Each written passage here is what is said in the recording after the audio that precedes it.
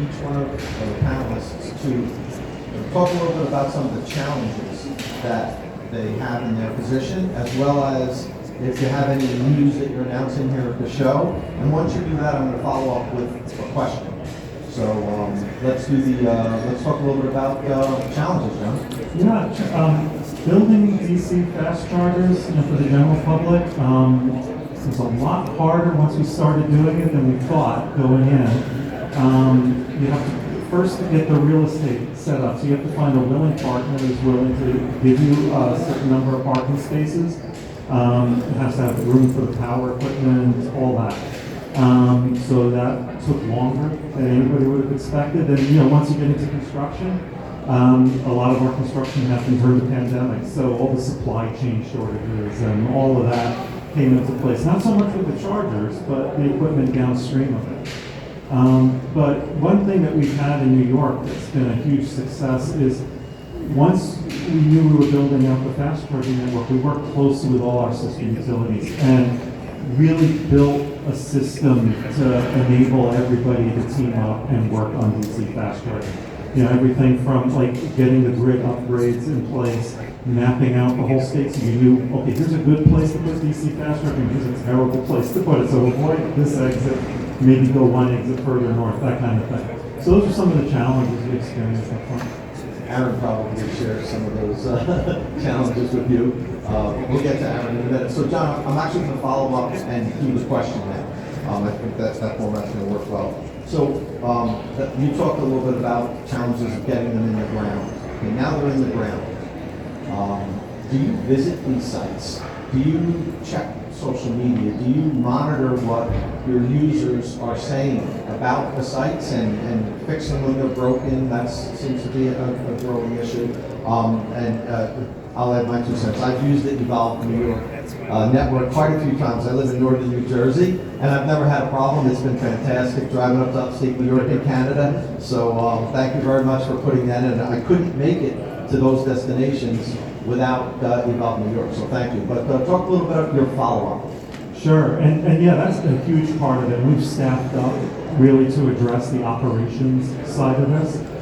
So we start all the way from like the original purchase order and building in some reliability. So we require our vendors to regularly inspect the sites, do a visual inspection, so if any cables are broken, anything, a trouble ticket gets written, right? But we also do monitor all the social media platforms as well. So if a user complains, cable broken or something, we issue a trouble ticket right away. We also require that they have technicians and spare parts locally to New York. Because one thing we learned early on in the charging business doing this was, if you have to have parts flown in from another part of the world, okay, you're going to lose days or even weeks, right? So you can't, like, if there's a trouble ticket, we need responses like within hours or days at the most, even if it's a remote site. And what's amazing that you said it's a real testimony to the program is there were parts of the state that were just missing DC fast chargers, right? So one being the Northway, right? So driving up to Quebec from here was impossible before our program. So we put those dots on the map on that road. 17 is a similar road going east and west across the state. So I'm really glad here. But yeah, we take the reliability part seriously because DC fast chargers that aren't working don't really help. It's almost a negative instead of a positive. It absolutely is a negative. You pull off expecting to be able to charge and you can't. It's worse than not making the trip. So anyway, Adam, let's talk a little bit about what are the challenges that you face? Sure. So New York State has made a huge amount of progress on electric vehicle adoption, both from the vehicles and the charging standpoint, over the last 10 years plus that we've been working on this. New York is very close to 150,000 electric vehicles on the road, which, when you look at about a third of those were purchased just in the last year. The market is accelerating dramatically, and we were around 7% market share for electric vehicles in the fourth quarter of last year, compared to maybe two, 3 years ago, we were down 1 to 2%. Sales are growing rapidly, number of vehicles on the road are growing rapidly. We're expanding charging to meet that as well. We're up to about 12,000 public and workplace charging stations across the state, a combination of level 2 and fast charging. So this is continuing to grow. The one big challenge, and I think it's particularly relevant to folks in New York City, is the challenge of charging at home, especially for apartment dwellers, folks who don't have their own single-family homes and dedicated parking garage or driveway parking. New York has more people like that in that situation than any other state, and it's something that we are actively working on trying to resolve. And it's a combination of fast charging and level 2 charging, and we are working not just NYSERDA, but with the other state agencies. The Department of Public Service and the Public Service Commission has authorized the utilities to spend a lot of money in this space.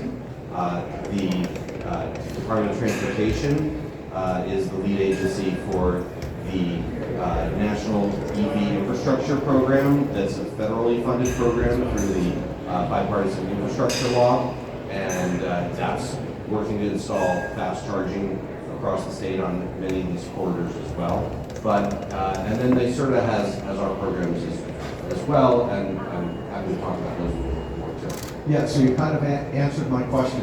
I was going to talk about the challenges of charging when you don't live in a single-family home or you don't have control of your electric supply. It's real easy to own an EV if you live in a private home and you can plug in your garage. It becomes infinitely more difficult when you can't charge at home. And there's public charging infrastructure and we're scaling up, but the truth of the matter is, it becomes, you can make it work, but you have to make it work. It's not as easy as just coming home and plugging in. Does the state have any programs to assist apartment dwellers that where they need to figure out a way to charge? Yes.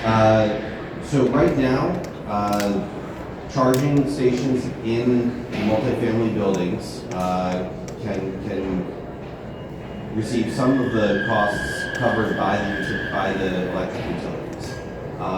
NYSERDA has had a program for level 2 charging stations at workplaces and multifamily buildings, 2 key areas where we see having charging as really being critical to encouraging people to make that purchase decision and go ahead and buy an EV. If you can charge in a place where you're going to be every day for a number of hours, that makes a huge difference in your purchase decisions. We are hoping to have a new program in that space soon, but that will be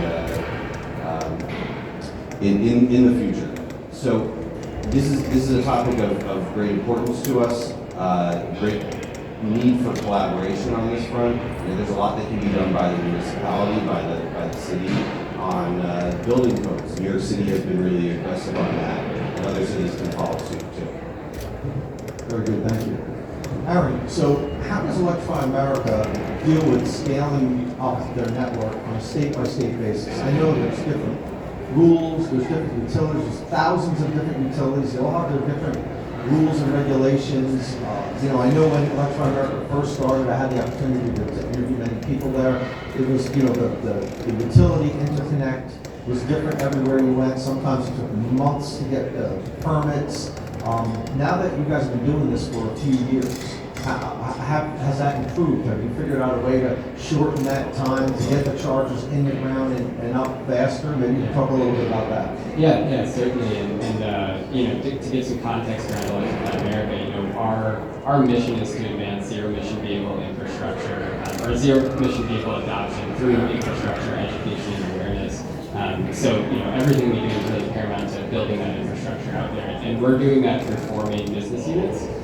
So Electrify America, which is the owned and operated network, which in just 5 years we were able to build 800 locations, 3,500 chargers, in 47 states plus DC. So ramping that up really quickly in just 5 years. We've also expanded that to Electrify Canada, so we have 32 locations there, nearly 100 chargers. And then we also opened up another business unit of Electrify Home, so making sure there's a home charging solution so we can be touching customers at the full kind of life cycle of charging. And then the commercial business unit, which I lead, is working with third parties like NYPA, who want to build out infrastructure with their capital. So we've really done a lot of work to understand those challenges. And I think that, like you said, the adoption of EVs is increasing. I think a third of the EVs on the road in New York are electric and are from the last year. And what we've seen on our network is about 6 million charging sessions on our network last year, which was 5 times more than the year before that, and about 20 times more than 2 years prior to that. So we've seen a huge increase in adoption, a huge increase in usage of our stations, and so that means we also need to bring the infrastructure, so that's really the challenge. And so the way we look at meeting that is we're trying to really support others who want to invest capital into this space by basically in the 5 years of ramping up our network and dealing with more than 200 utilities across the country, who many of them had not interacted with a DC fast charger before. You're bringing in as much power as in some cases a data center, but you're doing it in a couple of weeks. And so what we do is we make single points of contact with utilities. We help them to streamline processes across the country, and working with permitting agencies as well. So we've helped them kind of refine their processes because 5 years ago, that was in many cases the first time these folks had seen a DC fast charger. And so we've done a lot of work in enabling that, and then now what we're trying to do is really work with other players in the market to help them kind of advance on that learning curve and work with folks like NYPA and others who are building networks so that we can bring our expertise to really help them do that as well. Great, thank you. So Matt, what you and I do have a lot of overlap with helping the public better understand electric vehicles and electric vehicle charging. And as we all know, it's very easy to get gasoline. Everybody knows how to do it. You've been doing it your whole life. It's very simple.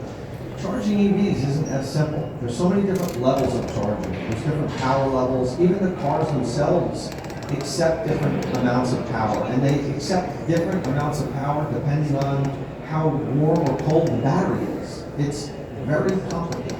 So it's daunting for new electric vehicle owners to make that switch because they're looking at something that they might not like getting gasoline, but they know how to do it. It's easy. Your life is busy, and you really want to spend a month learning this whole new process.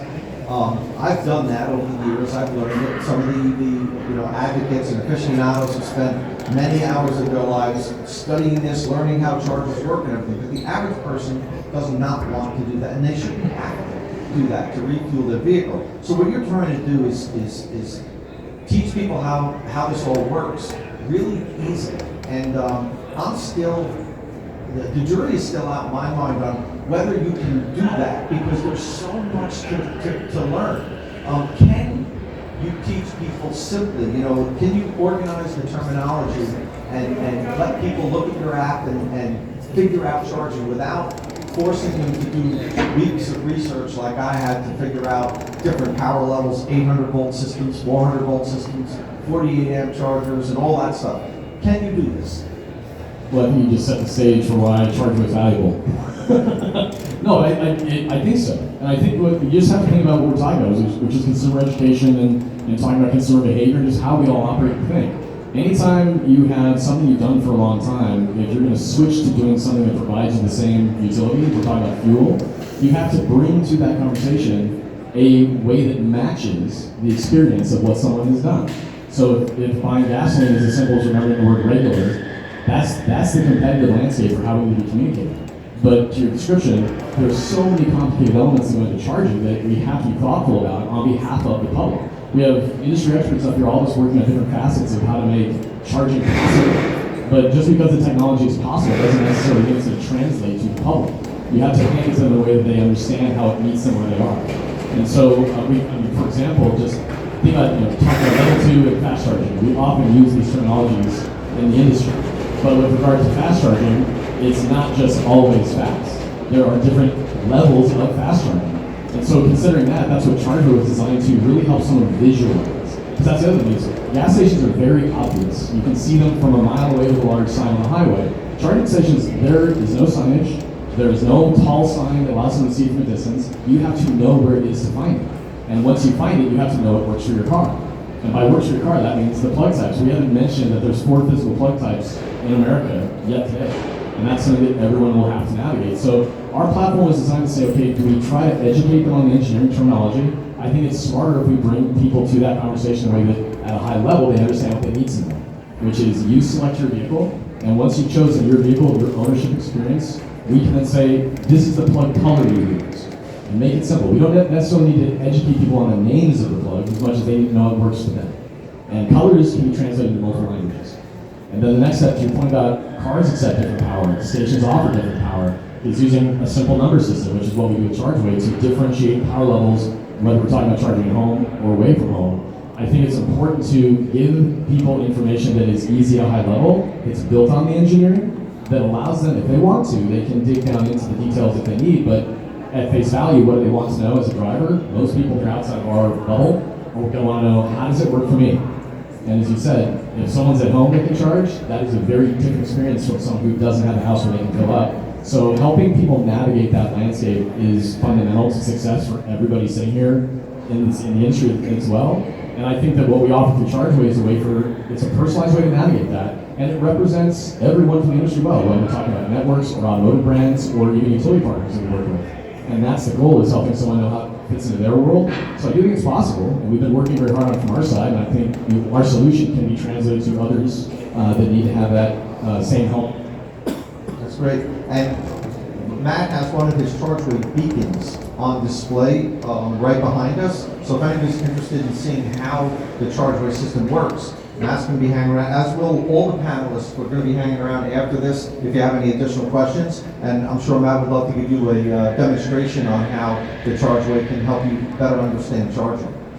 Okay, next up, John. John, why don't you talk a little bit about challenges that you have, and if you have any announcements here at the show? So first of all, let's all take a deep breath. It's going to be okay. This is a really interesting and transformational time for everybody, right? We're talking about a lot of different elements of this transformation. And being a manufacturer of a product, the actual chargers themselves, you know, if you go out there, you read a lot in the marketplace, you hear about the problems, the issues. We're all getting through this, right? I live in California, so don't hold me against me. I'm a Midwestern. But, you know, it's a whole different game out there, right? So 5 years ago, I bought an EV because I was running an EV charging company. I said, I'm going to put my mouth where my money is. And what I found out is it's not that hard, right? At the end of the day, what you really find out is there's chargers around. There is ways to get it. It's much different here, right? It's growing here. In California, it's a little bit different game. We're ahead of the curve from the rest of the United States. But we're going to catch up. The most important thing at the end of the day, as we talk through this, right, it starts with the utility and having available, adequate, efficient power. It goes through to installation. It goes through to the hardware. And I always say the hardware underpins everything. If the hardware doesn't work, the rest of it doesn't matter. So when we look at our hardware, we're not aiming for this 97%, right? If your cell phone didn't work 90 or didn't work 3% of the time, you wouldn't be a very happy camper at the end of the day. So at the end of the day, we're aiming for 100%. We're somewhere around 98, our company is right now, but we're bringing the bar up and up and up because we know our customers, our partners, and you as consumers need 100% reliability and quality. So, you know, when we look at this, we're looking, the end game is these things have to be working just like a gas pump, up all the time. And that's really the mantra, I think, of everybody in this group here, is to get the whole system working adequately. The nice thing is, from a government perspective, we're now starting to really look at this and really starting to deploy, right, on a mass scale. But that requires, the next challenge is capacity in the system, right? There's a lot of charging companies out there today. There's plenty for everybody. In fact, there's too much for everybody if we start to deploy on a major scale. So things like stateside manufacturing, which is something we're doing, as well as some of the other people in the industry, really bringing the product to where the problem is, right? Bringing solutions, not more problems in this system. That's great. So, quick question. I've talked to a lot of different network operators as well as equipment manufacturers like yourself, and the supply chain issues that we've had over the past couple of years seem to have really hurt a lot of companies. They weren't able to meet deadlines. Chargers weren't in the ground when they were promised. How's Autel dealing with supply chain constraints? Do you have supply chain constraints at this moment? Do you see a light at the end of the tunnel?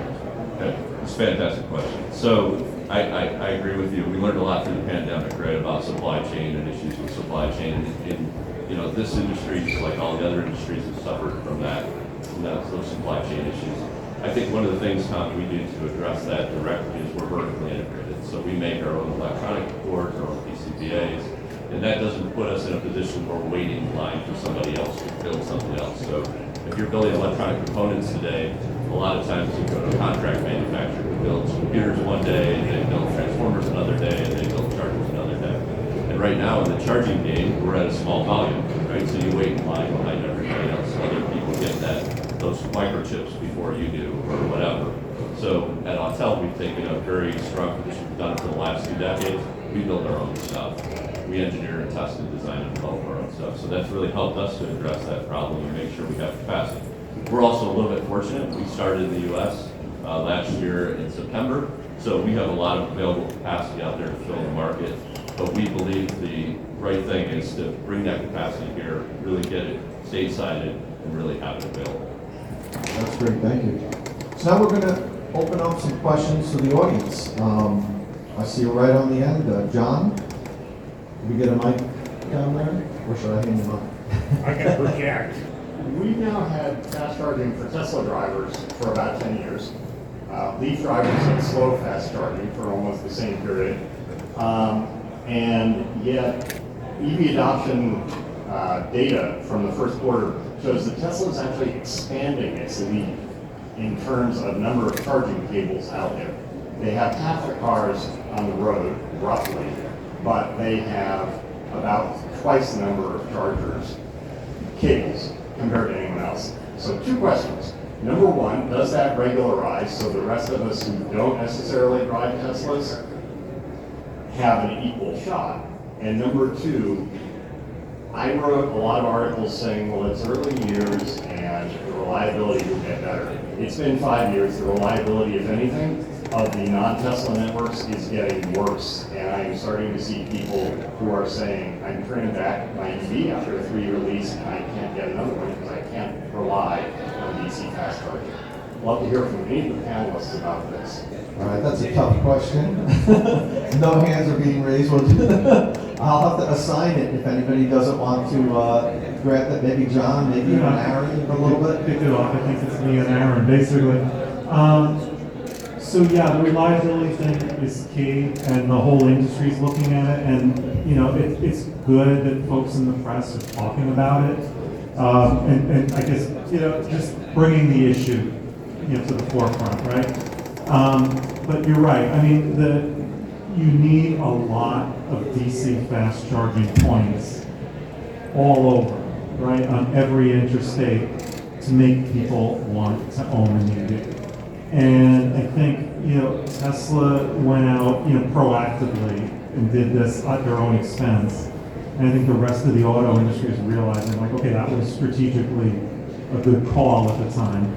Right, and in Europe, I know like a lot of the automakers invested in building out DC fast charging networks, and maybe that'll happen here in the States. But at least the federal government now is doing that, so I'm hoping it's going to expand. But the key thing on the reliability side, I think, is that the contracts have to be written in such a way that it's designed in to the program, right? Like the stuff I was saying about like.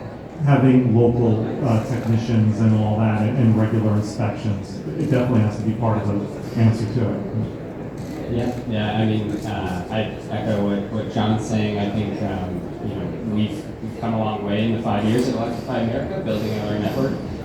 We've invested hundreds of millions of dollars in our chargers. We're now on our 4th generation of equipment.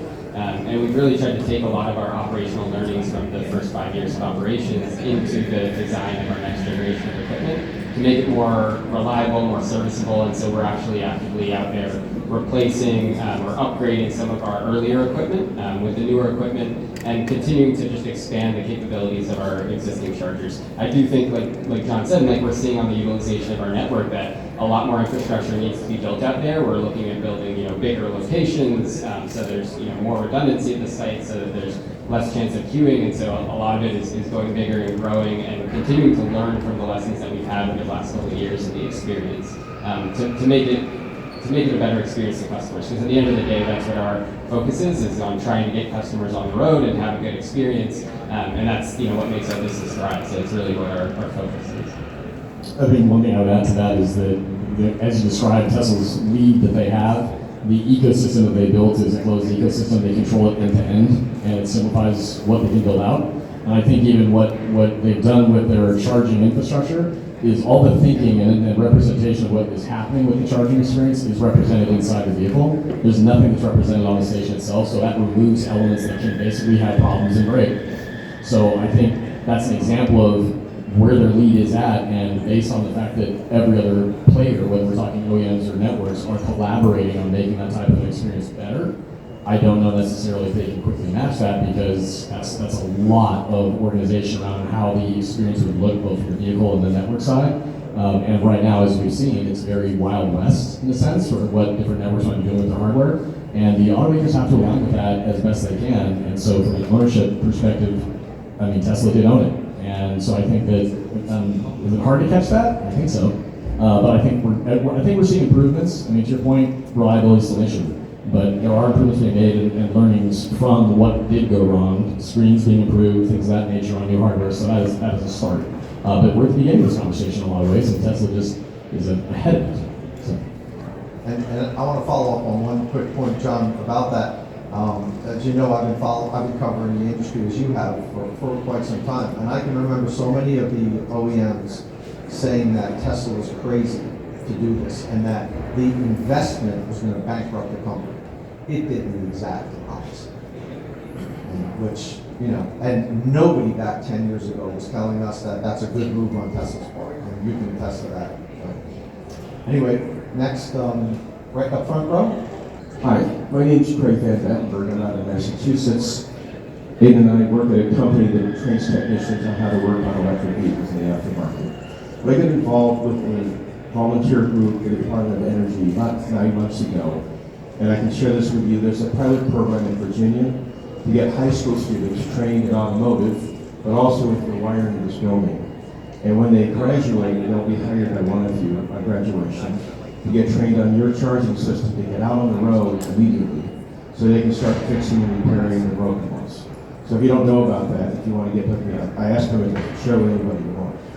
But the question I have for you, we have a Tesla in our fleet, we have a Volt, we have a Leaf, we have a all EVs. When I want to go somewhere, I want to get there, and I don't know where I'm going, I have to take the Tesla. It's the only thing that's going to be reliable enough, and I don't like it. The car itself, but also I'd rather drive the Miro. But I can't, because too many times we're getting there, we're stopped. Now, Biden said we need to get this fixed. So what's happening politically? What's happening in Washington to make all of you get along and start working together so we don't have to wait 5 more years? So my guess, we're 5 years away from getting a program together that's going to equal Tesla. Any ideas up there? If administration, Department of Energy, is going to help you get it done? Is anybody sitting you down and saying we're going to have one system, get it together? Is that happening? So I can't speak for the feds. We're New York State, but the federal government recently has issued standard the technical standards for the $5 billion that they're putting out to all of the states to build out this charging network. It touches on all different aspects of what the hardware needs to be able to do, how it is operating, and what the process is going to look like for spending that money. And so all of the states are digesting that and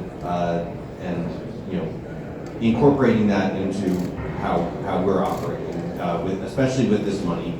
But I think the federal government having that having those technical standards out there filters down into other programs, and NYSERDA's programs have been working closely with the federal programs on things like EPA Energy Star, on data collection standards, on the hardware standards as well.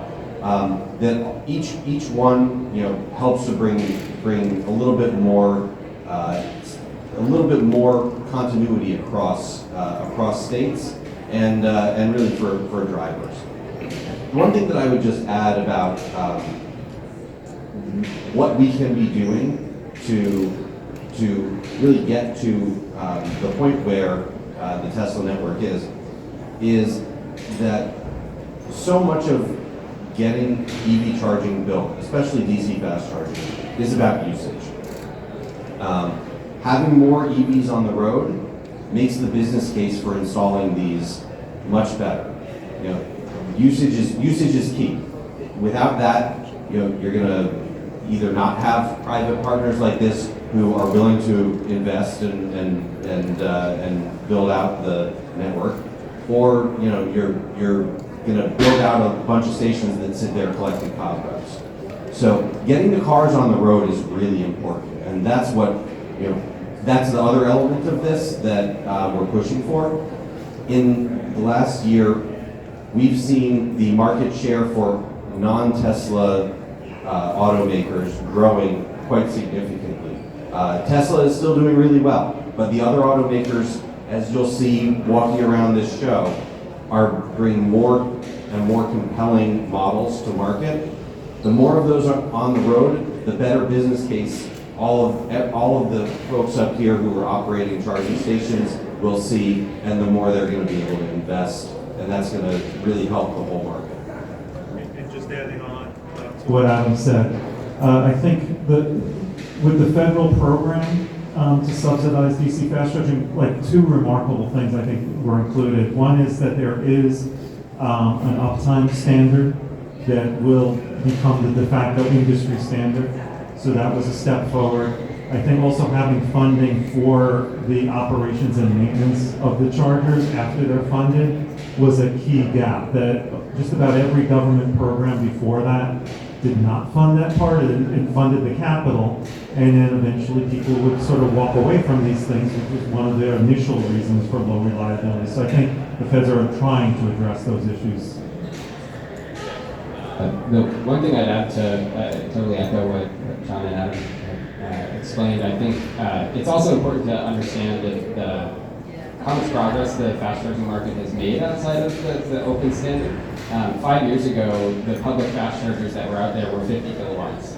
And so now you can actually have a coast-to-coast network of 150, 350 kilowatt chargers. And I think the one thing that is really exciting about the NEVI program, the federal funding, is that they've helped establish that as a national standard. So for all of the stations that are going to be funded by these programs, it has to have a minimum of 450 kilowatt chargers. So the standards and the other reliability components are really important, but it's also important that that level of service is expected to be a certain level. We haven't seen that in grant programs before where they've been done at a state level, and different states have thought differently about it. And so now at least we have a standard where consistently across the board, everybody thinks about public DC fast charging, ultra fast charging really being 150 kilowatts and above. And I think that's really great progress we've made over the last couple of years.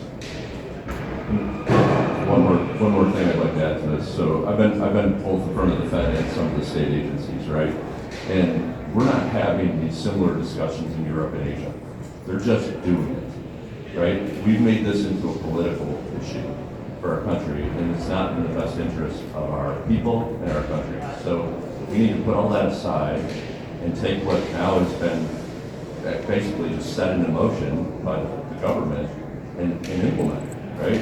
If we don't do that and we spend all this time in consternation talking about it, it'll never get done. Because if you leave it up to the private sector at the end of the day, they're not going to do it because it's a monetary thing, right? So now we had to enforce it. We had to push it. And I think it's the best thing that happened for this whole topic and this whole environment. So. Thank you, John. On the center? Working on it with Minnesota.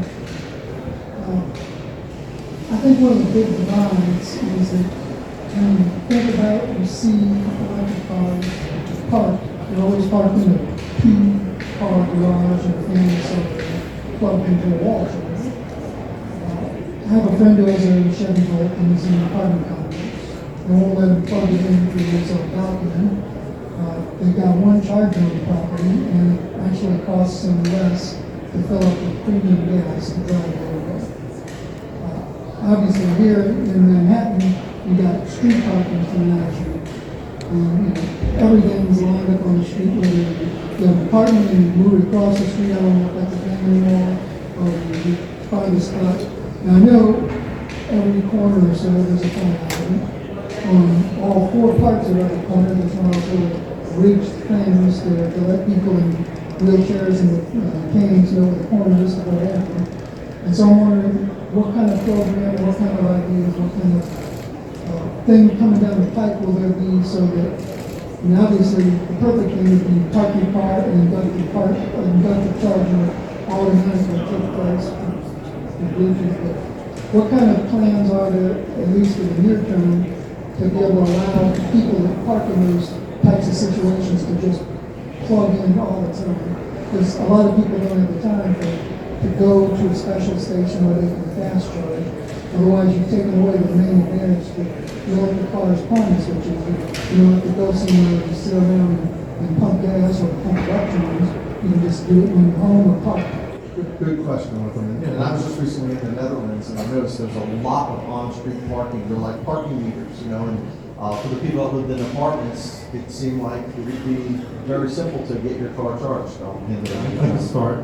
So one of our partners is New York City Department of Transportation, and if you go to their website and look at their electric vehicle page, they have very ambitious goals about electrifying the parking spaces under their control.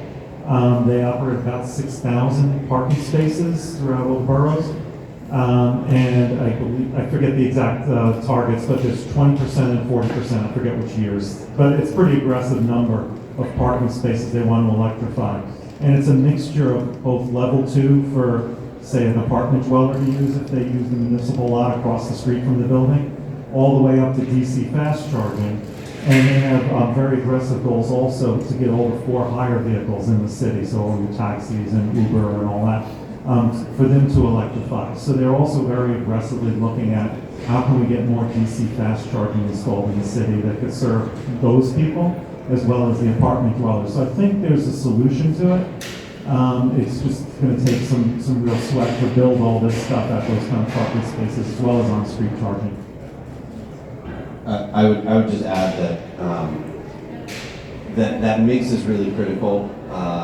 Upstate, NYSERDA right now has a program for fast chargers in Buffalo, Rochester, Syracuse, which are, it's important to focus on some of the other mid-sized cities as well, not just New York City, because there are a lot of apartment dwellers there too.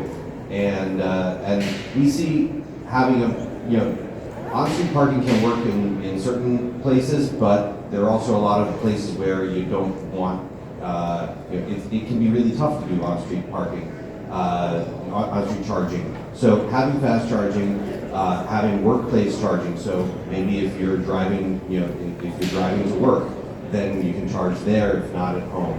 All of these are part of the solution that we need to be looking at holistically. One thing that comes to mind, those in the industry, we probably see it and talk about a lot, is that at the end of the day, we also need to be mindful of how we protect those parking spots for drivers that are driving EVs. And with vehicle ownership in America for the last X amount of decades, it has been first come, first served, unless it was a particular spot like a handicap spot. And that was for the individual that had a need for that.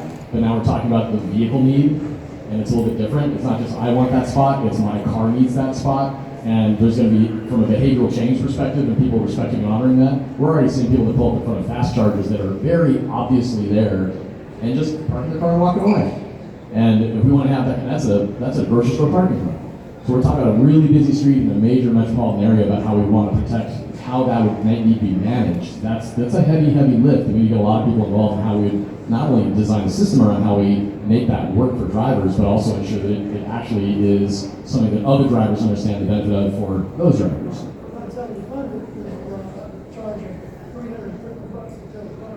I mean, that right there is a worthwhile argument, but then it's also, how does the public respond to that saying, look, I don't have the opportunity to buy this particular vehicle yet. I was in a hurry, I made a mistake, and I just got dinged $350 because I don't have that car. This is a tough conversation in a lot of ways. Thank you, Matt. So we're coming up to the end of the discussion, so I'm going to take the last question. I'm going to direct it to John. We're talking a lot about electric vehicle adoption. New York State has an aggressive climate goal of banning combustion vehicles, new car sales beyond 2035. All that's great, but will we have enough power? You're here representing the New York Power Authority. Can you produce enough power to power the whole state transitions to electric vehicles?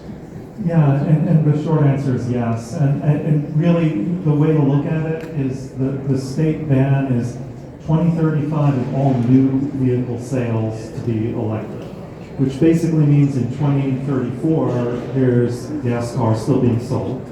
And those cars are going to be on the road for maybe 15 years. So it's really 2050 where the gas car becomes like really a weird thing to see, right? So it's a very slow transition. I say it's very similar to central air conditioning, where you go back several decades and very few houses had it. Then all of a sudden, like over maybe a 20, 30-year period, every house had it. And from a utility planning point of view, utilities are very used to planning on multi-decade kinds of scales in terms of building new power plants and upgrading the power grid. So that's something utilities are very used to doing, like they did with the air conditioning. So it's really the additional amount of energy to electrify everything, like everything with wheels, is about 20-25% more energy, and that's going to occur over multiple decades. So it's very doable.